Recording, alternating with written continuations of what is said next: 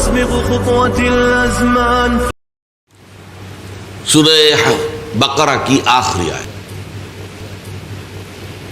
اس آیت میں پہلے تو ایک بہت بڑی خوشخبری ہے، اور یہ قرآن مجید میں کئی دفعہ آیا ہے یہ مضمون. لا یکلف اللہ نفسا الا وسعہا. اللہ تعالیٰ ذمہ دار نہیں ٹھہرائے گا کسی بھی جان کو مگر اس کی وسعت کے مطابق. یعنی اللہ تعالیٰ کے ہاں سب کا حساب برابر نہیں ہوگا. حساب ہوگا اس صلاحیت، اس قدرت، اس طاقت کے حساب سے جو اللہ نے اسے دی ہے. اگر کسی کی وسعت کم ہے محاسبہ بھی ہلکا ہوگا.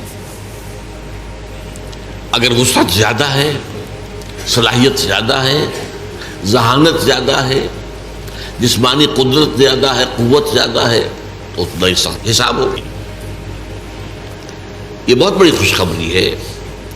یعنی وہ جو دنیا کا قانون ہوتا ہے وہ یہ نہیں دیکھتا. اس نے چوری کی ہے سزا ملے گی. اب کس حال میں چوری کی ہے، کیا کیا ہے، کیا مجبوری تھی، دنیا کا قانون نہیں دیکھ سکتا اس کو.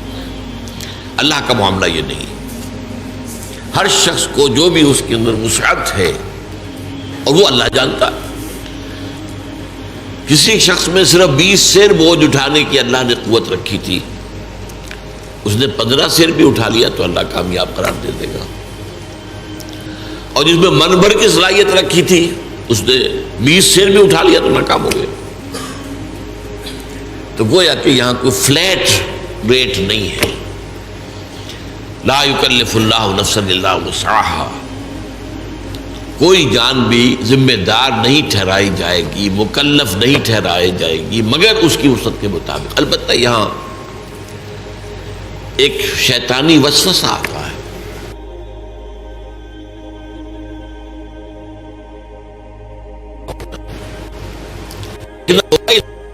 صلاحیت ظاہر ہو رہی ہے. اگر صلاحیت نہیں ہے تو دنیا میں بھی کامیابی نہیں ہونی چاہیے. دنیا میں تو آپ آگے سے آگے جا رہے ہیں اور دین کے لیے یہ کہہ دیں میرے اندر صلاحیت نہیں، یہ دھوکہ ہے. تو اللہ جانتا ہے کس میں کتنی صلاحیت رکھی، اس کے حساب سے ہوگا معاملہ. اپنی امکانی حد تک آدمی کر گزرے بس. اللہ تعالیٰ کے اللہ کو معلوم ہے حساب کتنا ہے، کتنا لینا ہے، کیا ہم نے دیا تھا، کتنی قوت، کتنی ذہانت، کتنی صلاحیت کتنی ہم نے دی تھی. لیکن اس شیطان کے دھوپے نہیں آنا چاہیے، بلکہ یہ دیکھا جائے گا اگر آپ دنیا میں کامیاب ہیں، آپ کی تجارت جو ہے پروان چڑھ رہی ہے، پھل پھول رہی ہے، یا اور آپ اپنے پیشے کے اندر ترقی کر رہے ہیں دن بدن، تو ظاہر بات ہے کہ صلاحیت ہے. اب اپنے آپ کو بری ٹھہرا دینا یہ کہہ کر کہ میرے اندر تو صلاحیت نہیں ہے، یہ غلط ہے، یہ دھوکہ ہے، یہ نفس کا دھوکہ ہے، شیطان کا دھوکہ ہے. تاہم قاعدہ اپنی جگہ یہی ہے، لا یکلف اللہ نفسا الا وسعہا لہا ما کسبت وعلیہا ما اکتسبت. یہ لہا اور علیہا یہ میں نے بارہا آپ کو بتایا ہے کہ لام آتا ہے تو کسی کے حق میں جانے والی بات، اور اعلیٰ آ جائے تو کسی کے خلاف جانے والی بات. القرآن حجت لک او علیک. قرآن یا تو حجت اور دلیل ہے تمہارے حق میں یا تمہارے خلاف. اس پر چلو گے، اس پر عمل کرو گے تو وہ تمہارے حق میں گواہی دینے والا ہوگا، اللہ سے سفارش کرے گا تمہاری. اور اگر تم اس کے خلاف چلو گے تو وہ حجت بن جائے گا. دیکھو یہ ہم نے بتا دیا تھا کہ نہیں تمہیں، اب وہ تمہارے خلاف دلیل بن جائے گا. القرآن حجت لک او علیک. یہی بات یہاں فرمائی، لہا ما کسبت وعلیہا ما اکتسبت. ہر نفس کے لیے، ہر جان کے لیے ہے وہی کچھ جو اس نے کمائی کی ہے، اور اسی پر وبال آئے گا اس کا جس کی کہ اس نے گناہ کی کمائی کی. یعنی یہ کہ لا تزر وازرۃ وزر اخری، کوئی اور کسی اور کا بوجھ نہیں اٹھا سکے گا. نہ باپ بیٹے کا بوجھ اٹھا سکے گا، نہ بیٹا باپ کا، نہ شوہر بیوی کا، نہ بیوی شوہر کا. ہر ایک کو اپنا بوجھ خود اٹھانا. لا تزر وازرۃ وزر اخری. تو لا یکلف اللہ نفسا الا وسعها لها ما کسبت وعلیہا ما اکتسبت. اب اس کے بعد ایک دعا تلقین کی گئی، ربنا لا تؤاخذنا ان نسینا او اخطانا. اے رب ہمارا مواخذہ مت کیجو اس پر اگر ہم بھول جائیں یا خطا ہو جائے. خطا کسے کہتے ہیں؟ بھول جانا تو واضح سی بات ہے. خطا اسے کہتے ہیں کہ ایک آپ نشانہ لگا رہے تھے، وہ نشانہ خطا ہو گیا.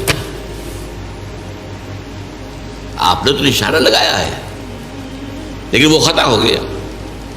تو جو خطا ہو جائے اے اللہ اس پر ہم سے مواخذہ نہ کیجیے. ربنا لا تؤاخذنا ان نسینا او اخطانا ربنا ولا تحمل علینا اصرا کما حملته على الذین من قبلنا. اور اللہ ہم پر مت ڈالیو وہ بوجھ جو تو نے ہم سے پہلوں پر ڈالا. اب یہاں اصل میں اشارہ ہے کہ شریعت موسوی بہت سخت تھی، شریعت محمدی کو بہت آسان کیا گیا. شریعت موسوی میں ہمیں معلوم ہے روزہ رات کو سوئے تو شروع، کوئی سیری ویری نہیں، اب روزہ شروع ہو گیا، اب اگلی غروب تک روزہ چلے گا. ہمارے لیے یہ ہے کہ سیری ہے، طلوع فجر سے پہلے پہلے کھاؤ پیو، آسانی کرتی ہے.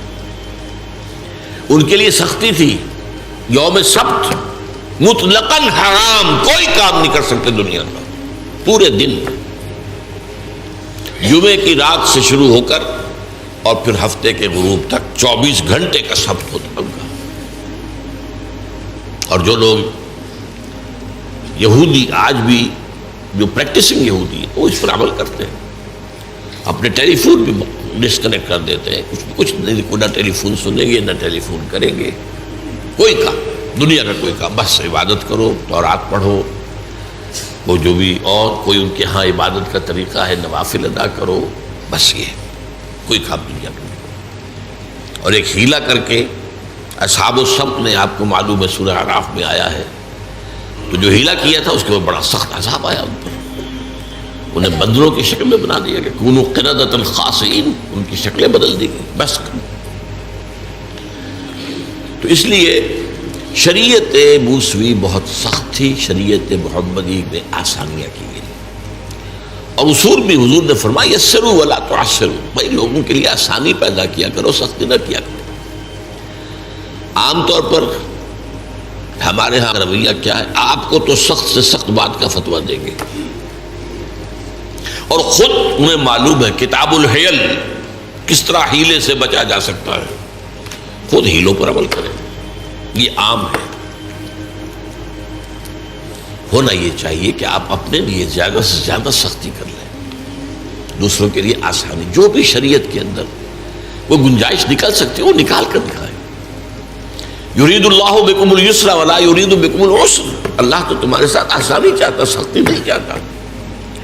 یہ بھی روزے کے حکم کے سلسلے میں یہ الفاظ آئے ہیں سورہ بقرہ کے.